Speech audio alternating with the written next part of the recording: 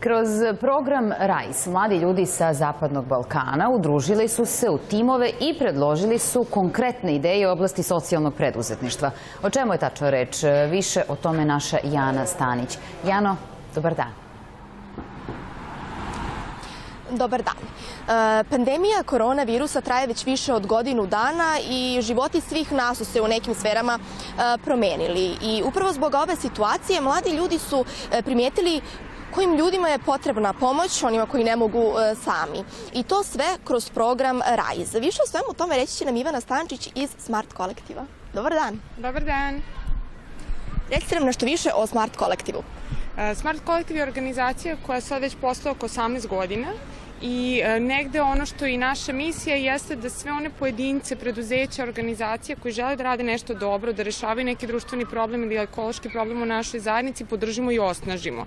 To radimo kroz više različitih programa, uglavnom kroz besplatne programe koji nude edukaciju, savršavanje, mentorsku podršku tokom pokretanja i razvoja preduzeća, zatim promociju, povezivanje sa poslovnim sektorom, a sve u cilju kako bi ovakve ideje osnažili da zaista ispune svoj potencijal i rešavaju probleme u zajednici. A koje su to ideje ove godine? Imali smo jako veliki broj divnih ideja. Nažalost, negde planirano je bilo da radimo maksimum sa 6 timova. Imali smo 6 timova, ukupno oko 20 mladih ljudi, dakle po 2-3 ljudi u svakom od tima.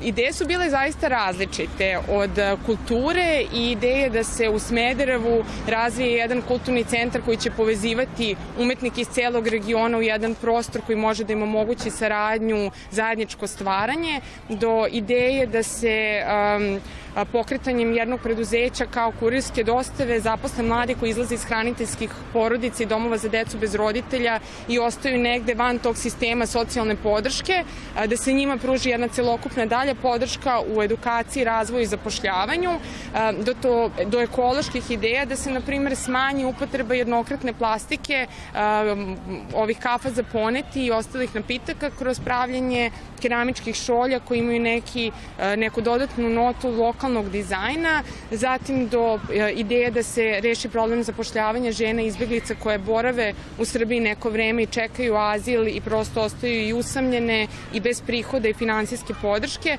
Dakle, ideje su zaista doticale različite probleme. A šta su to tačno socijalna preduzeća? Šta je njihov cilj? Socijalna preduzeća su preduzeća kao i bilo koja druga. Ono što ih negde razlikuje jeste što su osnovana sa nekom idejom da reše neki konkretan društveni problem ili ekološki problem u zajednici u kojoj rade.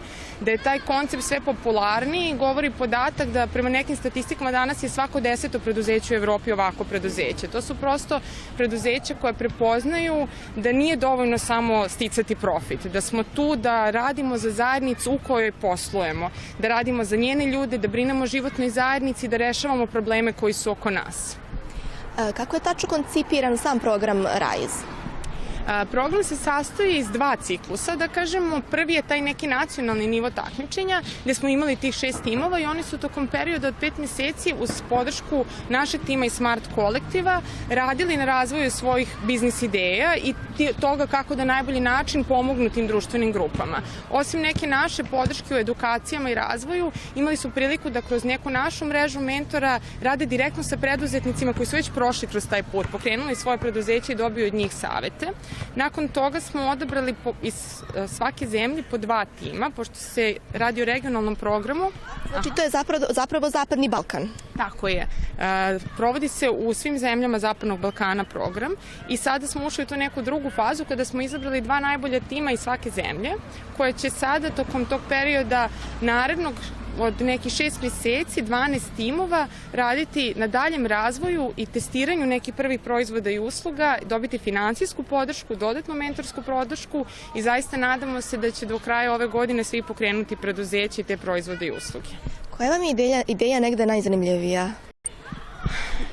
Pa to je baš teško reći, zato što su stvarno ne samo divne ideje, imaju veliki potencijal i da uspeju na tržištu, nego su ono što je posebno lepo u vezi ovog posla, da ga nazovemo, jeste i što su to neverovatni, sjajni mladi ljudi koji su jako motivisani, jako posvećeni i ono što je najbolje od svega, zaista željni toga da donesu promenu zajednicama u kojima rade. Tako da zaista je nezahvalno izdvojiti jednu samo ideju kao dobru. Čak nam je bilo i jako teško da odaberamo od ovih 6 koje će ići u ovu neku dalju fazu takmičenja i ono što smo negde i njima obećali, zaista stojimo iza toga, jeste da ćemo se potruditi da svima njima pomognemo u nekom daljem razvoju. Hvala vam puno. Hvala vama. Uvek je lepo kada se mladi ljudi organizuju. Čuli ste najvažnije informacije od Ivane Stančić. Toliko za ovo javljanje, Dušica. Hvala Jano, tebi i tvojoj sagovornici.